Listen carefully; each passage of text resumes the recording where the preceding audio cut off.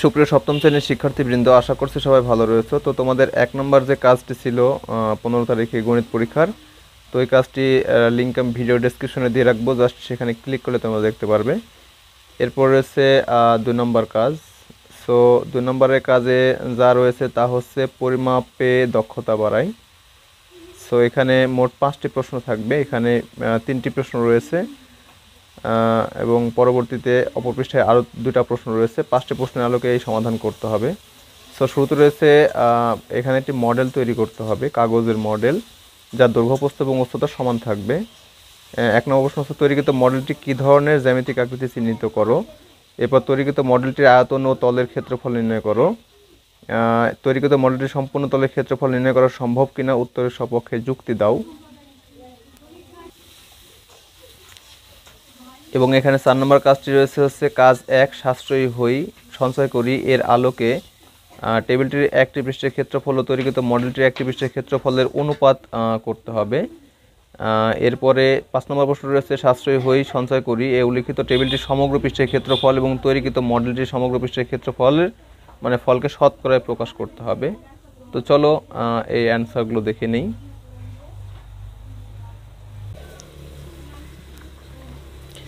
সপ্তম শ্রেণী গণিত কাজ 2, পরিমাপে দক্ষতা বাড়ায়। এখানে ত্রিমাত্রিক মডেলটি নিম্নরূপ। এখানে একটি মডেল অঙ্কন করেছি, দেখো ত্রিমাত্রিক, যার দৈর্ঘ্য প্রস্থ এবং উচ্চতা রয়েছে। এখানে আমি সবগুলোর পরিমাণ কিন্তু 10 করে দিয়েছি, কারণ প্রশ্ন ছিল সেভাবে দিতে হবে। সো ধরি মডেলের দৈর্ঘ্য হচ্ছে 10 সেন্টিমিটার, প্রস্থ 10 সেন্টিমিটার এবং উচ্চতা 10 সেন্টিমিটার। 1 নম্বর প্রশ্নটি ছিল মডেলটি কী ধরনের মডেল। যেহেতু অঙ্কিত মডেলের দৈর্ঘ্য প্রস্থ উচ্চতা সমান আকৃতি, তাই মডেলটি হচ্ছে ঘনক। 2 নম্বর প্রশ্ন ছিল মডেলটির আয়তন এবং ক্ষেত্রফল নির্ণয় করো। সো মডেলটির আয়তন হবে দৈর্ঘ্য প্রস্থ উচ্চতা, এখানে ঘন একক 10 × 10 ঘন সেমি, এখানে হবে 1000 ঘন সেমি। অপর অংশ রয়েছে ক্ষেত্রফল। সো এবং মডেলটির একটি তলের ক্ষেত্রফল হচ্ছে দৈর্ঘ্য গুণ প্রস্থ বর্গ একক। যেহেতু ঘন বস্তু চাইলে বাহু ইন্টু বাহু করতে পারো, বিষয়টা একই। 10 × 10 বর্গ সেন্টিমিটার, তাহলে 100 বর্গ সেন্টিমিটার হবে। 3 নম্বর প্রশ্নটি ছিল তৈরিকৃত মডেলের সম্পূর্ণ তলের ক্ষেত্রফল নির্ণয় করা সম্ভব কিনা। এখানে সম্ভব, যেহেতু মডেলের আকৃতি ঘনক, তাই এর সম্পূর্ণ তলের ক্ষেত্রফল হবে 6 × বাহু স্কোয়ার বর্গ একক, 6 × 10 স্কোয়ার, তাহলে 6 × 100, তাহলে 600 বর্গ সেন্টিমিটার হবে।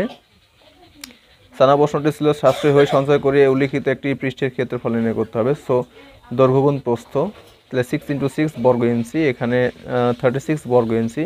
যেহেতু আমরা যে ঘনকটি তৈরি করেছি তা সেন্টিমিটার এবং এখানে ইঞ্চি হয়েছে, সো ইঞ্চিকে আমরা সেন্টিমিটারে প্রকাশ করে নেব। সো ইঞ্চিকে সেন্টিমিটারে প্রকাশ, 36 বর্গ ইঞ্চি, এখানে 36 × 6.45 বর্গ সেন্টিমিটার করলে কিন্তু এটা ইঞ্চি সেন্টিমিটার হয়ে যাবে। সো গুণ করলে হবে 232.2 বর্গ সেন্টিমিটার। এবার টেবিলের পৃষ্ঠের ক্ষেত্রফল অনুপাত বা ইস্টু মডেলের পৃষ্ঠের অনুপাত, এখানে পৃষ্ঠের হবে, তাহলে 232.2 ইস্টু হচ্ছে 100। এখানে 20 দ্বারা উভয় পক্ষকে কাটা ভাগ করলে হবে 11.61 ইস্টু 5। এরপর 5 নম্বর প্রশ্নটি ছিল টেবিলটির দৈর্ঘ্য 6 সেন্টিমিটার, প্রস্থ 6 সেন্টিমিটার, সমগ্র তলের ক্ষেত্রফল নির্ণয় করতে হবে। সো দৈর্ঘ্য প্রস্থ উচ্চতা প্রয়োজন, তো উচ্চতা আমি ধরে নিয়েছি 1 ইঞ্চি। সো সমগ্র তলের ক্ষেত্রফল হবে 2 × AB + BC + CA বর্গ একক। এগুলো গুণ করেছি, দেখো গুণ করলে হবে 48। সো 2 দ্বারা গুণ করলে হবে 96 বর্গ ইঞ্চি।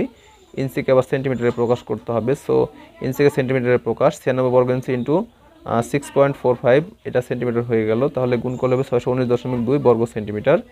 এখানে ক্ষেত্রফলকে শতকরায় প্রকাশ করতে হবে। সো যে আমরা টেবিলের যে ক্ষেত্রফল পেয়েছি সমগ্র তলের এবং আমরা যে ঘনকের ক্ষেত্রফল পেয়েছি তাকে ভাগ করব এবং 100% দ্বারা গুণ করব, যেহেতু শতকরায় প্রকাশ করব।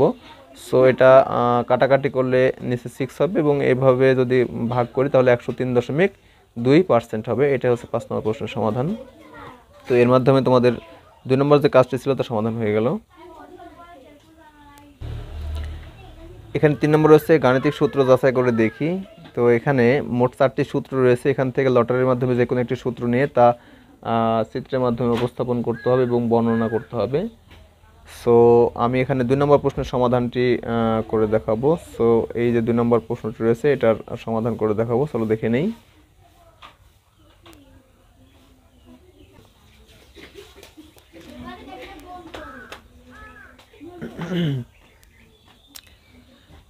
সেখানে 3 নম্বর কাজ গাণিতিক সূত্র যাচাই করে দেখি। নিম্নের মডেল তৈরি করা হলো। So 2 number a minus whole square equal to a plus whole square minus 4ab। তো এখানে দেখো কাগজ কেটে এভাবে তৈরি করতে হবে। এখানে সবুজ কাগজ, এই জায়গাটুকু দেখো সবুজ কাগজ দিয়ে করতে হবে। এটুকু নীল, এটুকু নীল, এরপরে এটুকু নীল, এটুকু নীল, এরপরে লাল লাল লাল লাল, এভাবে কাগজ কেটে কিন্তু তোমাদের তৈরি করতে হবে এবং যেভাবে লিখেছি ঠিক সেমভাবে লিখবে। ওকে,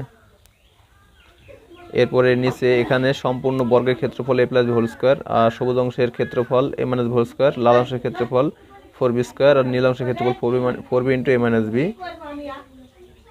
এরপরে a minus whole square equal to হচ্ছে a plus whole square minus 4ab into a minus b into 4b square. So এখানে a plus whole square minus 4ab, আর এখানে গুণ করলে হবে 4b square minus 4b square, কাটাকাটি হলে এটা মরে যাবে। So a plus whole square minus 4ab হবে। অতএব a minus whole square equal to a plus whole square minus 4ab। এটা হচ্ছে 3 নম্বর প্রশ্নের সমাধান। এরপর চতুর্থ কাজটি রয়েছে জ্যামিতিক আকৃতি বুঝে ও পরিমাপ করি। এখানে A4 কাগজ 2 কোণা বরাবর কাটতে হবে।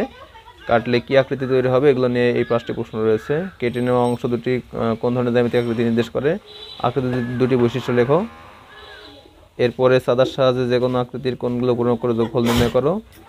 এরপর আকৃতির বাহুগুলো যে কোনো এককে পরিমাপ করো এবং বাহুগুলোর মানকে হর ও লব হিসেবে ব্যবহার করে যতগুলো সম্ভব প্রকৃত ভগ্নাংশ তৈরি করো। এরপরে 4 নম্বর হচ্ছে 3 নম্বর প্রাপ্ত প্রকৃত ভগ্নাংশের 3টি করে গুণিতক নির্ণয় করো এবং সবশেষে এই যে ভগ্নাংশগুলো রয়েছে এগুলোর লসাগু নির্ণয় করতে হবে। তো চলো দেখে নিই অ্যান্সারটি।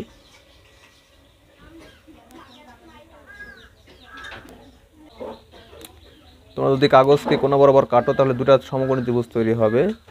সো A4 কাগজে কর্ণ বরাবর দ্বিখণ্ডিত করলে দুটি সমকোণী ত্রিভুজ গঠিত হবে। দুটি বৈশিষ্ট্য হচ্ছে একটি কোণ 90 ডিগ্রি বা এক সমকোণ, আর 2 নম্বর বৈশিষ্ট্য হচ্ছে অপর দুটি কোণ সূক্ষ্মকোণ। এরপর 2 নম্বর প্রশ্নটি ছিল সমকোণী ত্রিভুজের কোণগুলো যোগ করি। তো কোণগুলো আমি নির্ণয় করেছি 90 ডিগ্রি, 45 ডিগ্রি, 45 ডিগ্রি যোগ করলে হবে 180 ডিগ্রি। 3 নম্বর প্রশ্ন ত্রিভুজের বাহুগুলো সেন্টিমিটার একক করে এককে পরিমাপ করে পাই। বাহুগুলো যথাক্রমে 6 সেন্টিমিটার, 8 সেন্টিমিটার এবং 10 সেন্টিমিটার আমি ধরে নিয়েছি, তোমরা ধরে নিবে এভাবে। বাহুগুলো ব্যবহার করে প্রকৃত ভগ্নাংশ হলো 6/8, 6/10 এবং 8/10, এই 3টি প্রকৃত ভগ্নাংশ।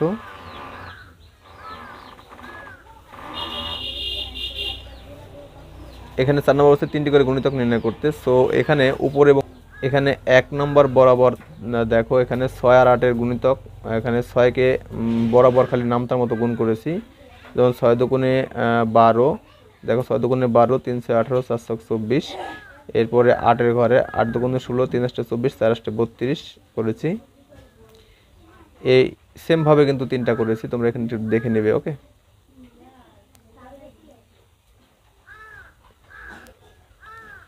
এরপর 5 নম্বরে সমর বিশিষ্ট ভগ্নাংশে প্রকাশ করতে হবে। সো এখানে শুরুতে তোমাদের হরগুলো লসাগু নির্ণয় করতে হবে। হরগুলো লসাগু হবে হচ্ছে 80। এরপরে দেখো সমহর ভগ্নাংশ প্রকাশ করেছি, সবগুলো 80 নিচে লিখেছি এবং এইগুলো প্রত্যেকটি হরকে হর দ্বারা ভাগফল দ্বারা লবকে গুণ করে কিন্তু এইগুলো নির্ণয় করেছি। ওকে,